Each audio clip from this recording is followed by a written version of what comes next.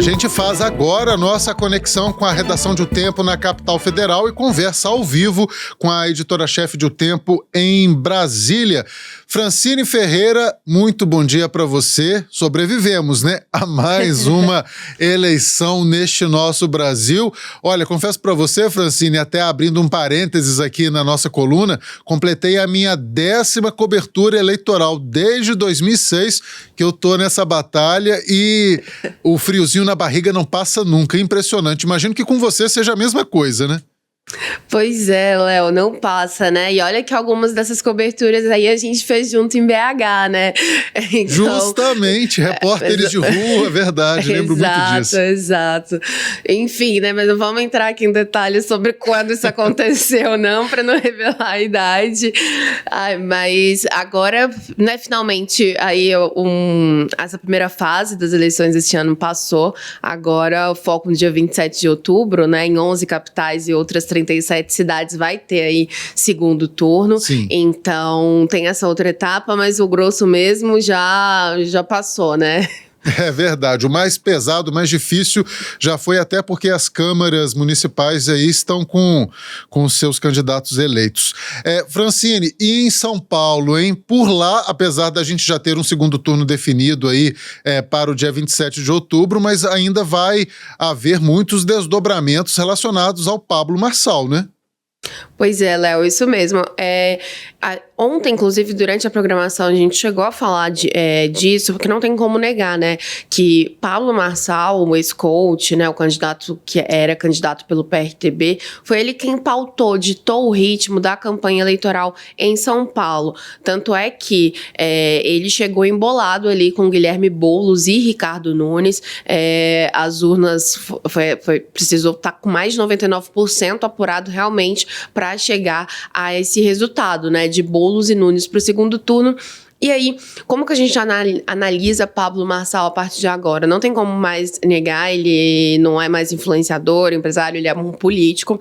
E ele usou muito dessa campanha já pensando em 2026, em colocar o nome dele aí nacionalmente. Não só pensando talvez em uma presidência da República, mas também para governo do estado. Tanto é que durante toda a campanha a gente viu ele atacando muito o atual governador, Tarcísio de Freitas, do Republicanos.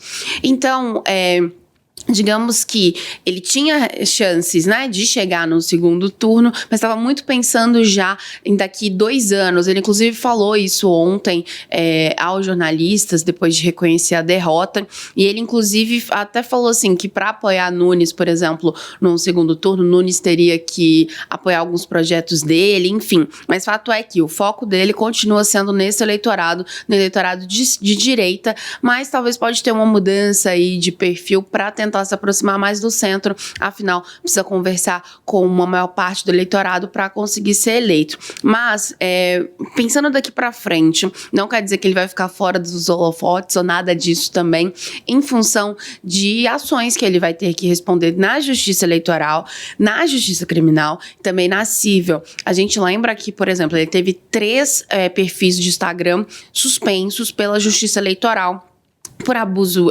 por acusações de abuso econômico, por também acusações contra Guilherme Boulos, aquele laudo médico falso em que ele acusava Boulos de ser usuário de cocaína, inclusive nos bastidores, só fazendo um parênteses, o que muitos acreditam o fato dele não ter chegado ao segundo turno foi justamente ter feito essa jogada aí na sexta-feira que bagunçou tudo. O ex-presidente Jair Bolsonaro também citou isso como um erro, digamos assim, de Pablo Marçal. Por outro lado, e justamente por isso ele vai ter que responder na esfera criminal, não só a campanha de Boulos, como também as filhas do médico de quem a assinatura foi falsificada, também vão entrar na justiça aí pedindo a responsabilização, melhor dizendo, dele, na esfera civil do mesmo jeito. Ou seja, o que a gente vai ver daqui para frente é um Pablo Marçal que vai ter que responder na justiça, mas um Pablo Marçal também que começa a pavimentar pavimentar um projeto de carreira política dele para daqui 2 anos. Então, é um nome que a gente vai continuar acompanhando nos próximos dias, nas próximas semanas. Aí, se causando ou não, a gente ainda não sabe, né? Mas fato é que a eleição de São Paulo girou em torno dele, mas agora começa a segunda fase aí com Boulos e Nunes, vendo também como é que vai, porque agora, Léo, a eleição de São Paulo é sempre assim, né? Então vai ser interessante acompanhar lá também como que vai se desenrolar aí, já que também em São Paulo pode digitar em 2026, né? Nunes tem apoio de Bolsonaro, enquanto Guilherme Boulos tem um apoio aí do presidente Lula, que não se envolveu em nenhuma outra campanha, né? Ficou focado no Boulos.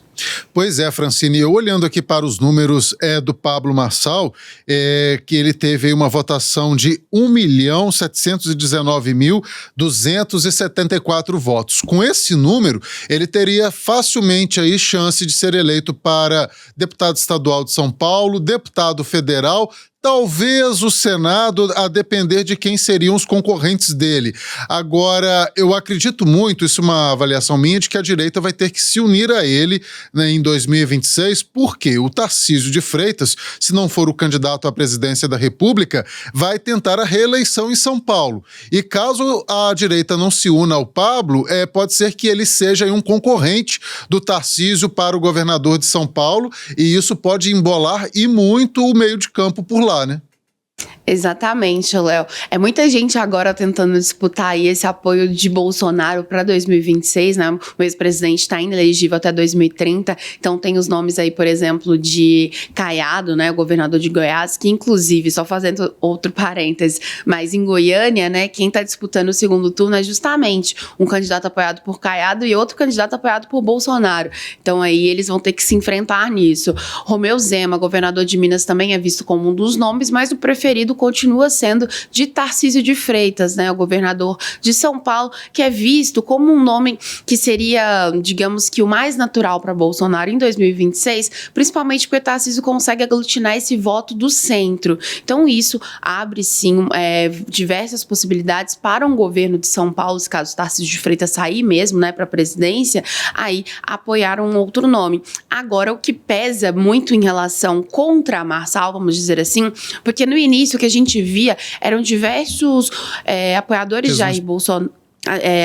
Jair Bolsonaro realmente declarando apoio a ele ali, mas no final eles viram que ele foi demais, digamos assim, então perdeu ali o fio da meada, exagerou muito. Então esse comportamento de Marçal imprevisível, muitas vezes indo além do que qualquer outro, do que a gente viu de qualquer outro candidato tendo limites, ele sempre ia além. Quando a gente pensava que o limite já tinha sido atingido, foi mais ainda. Então isso também não colabora com ele. Então ele talvez vai ter que apresentar uma outra roupagem para conseguir o apoio de Bolsonaro e de aliados. Então, 2026 não está longe, daqui 2 anos, e o que a gente vai ver também nessa conjuntura aí das capitais, porque o PL vai disputar 4 capitais no segundo turno, o PT 2 capitais, também mostra aí como que vai se dar, porque só fazendo outro parênteses, o que a gente viu também no Nordeste agora, no primeiro turno, foi uma ampliação também da direita por lá. Então isso dita muito como que vai ser 2026 também. Ou seja, nem terminou 2024, a gente já tá animado com 2026 aí